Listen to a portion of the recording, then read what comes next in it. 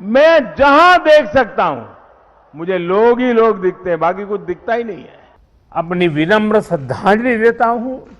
अब बताइए मेरी शिकायत मीठी है कि कड़वी है? अपनी विनम्र श्रद्धांजलि देता हूं।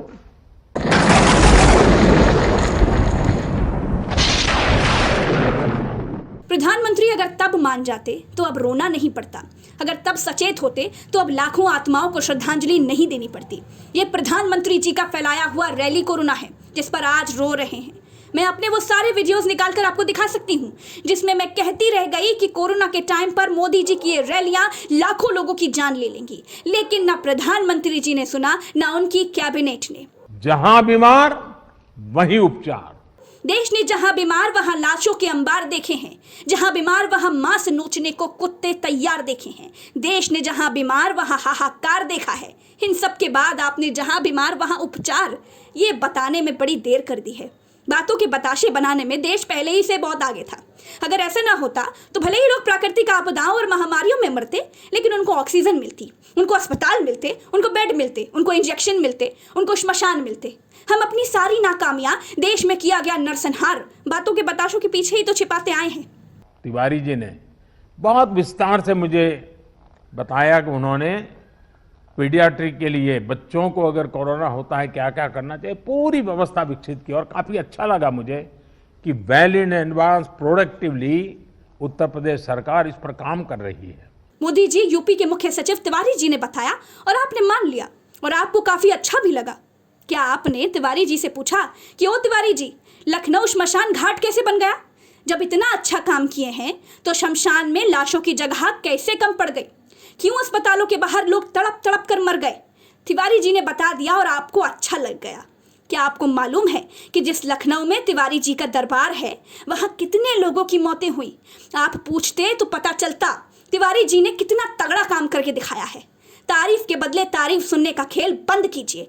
देश अब भी तड़प रहा है। तिवारी से नहीं, शमशान के अधिकारी से पूछिए कितना अच्छा काम हुआ है। जैसे कि आप जानते हैं कि इंडिया का क्रिकेट प्रीमियर लीग शुरू हो चुका है, तो आप 1xBet पर अपने मनपसंद खेल में सही अंदाजा लगाकर ईमानदारी से पैसे कमा सकते हैं। पेटीएम, बैंक और दूसरे आसान तरीकों से जीती गई राशि निकाल सकते हैं। शुरुआत में खेलने के लिए प्रोमो कोड का इस्तेमाल करने पर पहले $100 आपको बिल्कुल फ्री मिल जाएंगे। अपने पसंदीदा मैच पर दाव लगाइए और पैसे कमाइए। कमेंट बॉक्स में प्रोमो कोड का लिंक है। खेल में हार जीत का जोखिम होता है, इसका ध्यान जरूर रखें। दिमागी बुखार से हर वर्ष हजारों बच्चों की दुखद मृत्यु हो जाती थी, अनगिनत।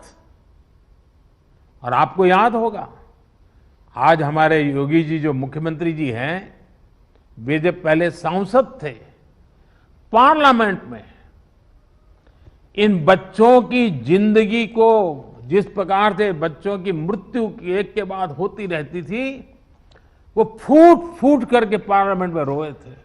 सर, जैसे गंगा में भले ही हजारों लाशें उतराती रहीं, भले ही श्मशान फुल रहे, लेकिन सरकार और श्मशान के आंकड़े अलग अलग ही रहे। शमशान कहता 80, सरकार कहती 20। उसी तरह पूर्वांचल में इंसेफेलाइटिस से कभी सरकारी आंकड़ों में 2010 के बाद से हजारों बच्चों की मौत नहीं हुई।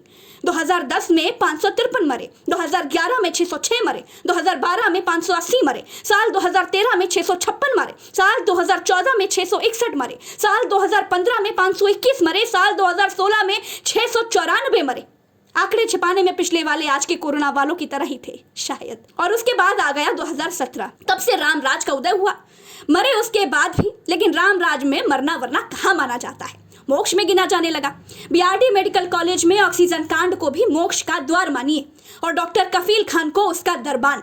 पिछली सरकारों में जो हुआ, नेताओं को उससे बढ़ा चढ़ा कर कहने में बड़ा मजा आता है। मोदी जी को हजारों का उच्चारण करने में अच्छा लगता है, लेकिन एक साल में हजारों का आंकड़ा सरकारी रजिस्टरों में दर्ज ही नहीं हुआ। इंसान के नाते मोदी जी ठीक कह रहे हैं, मरते हजारों ही होंगे, लेकिन उनकी ही सरकार की तरह दूसरी सरकारों को भी आंकड़े छिपाने का मंत्र मालूम होगा। योगी जी के संसद में फूट फूट कर रोने की वजह को मोदी जी ने पिछली सरकारों में हुई बच्चों की मौत बताया, लेकिन हम लोगों की जानकारी कहती है कि वो अपने ऊपर लगे मुकदमों की वजह से रो रहे थे। 2006 के दंगों में उनको 12 दिन जेल में रहना पड़ा था। अपनी सुरक्षा के लिए लोकसभा अध्यक्ष सोमनाथ चटर्जी के आगे रोए थे। दोस्तों, योगी जी को बच्चों की मौतों से चिंता होगी, लेकिन जिस फूट फूट कर रोने की बात मोदी जी करते हैं उसका एकमात्र वीडियो यही है। सार्वजनिक तौर पर वो अपने लिए ही रोए थे। बाकी रोने का क्या है, कोई कभी भी रो सकता है।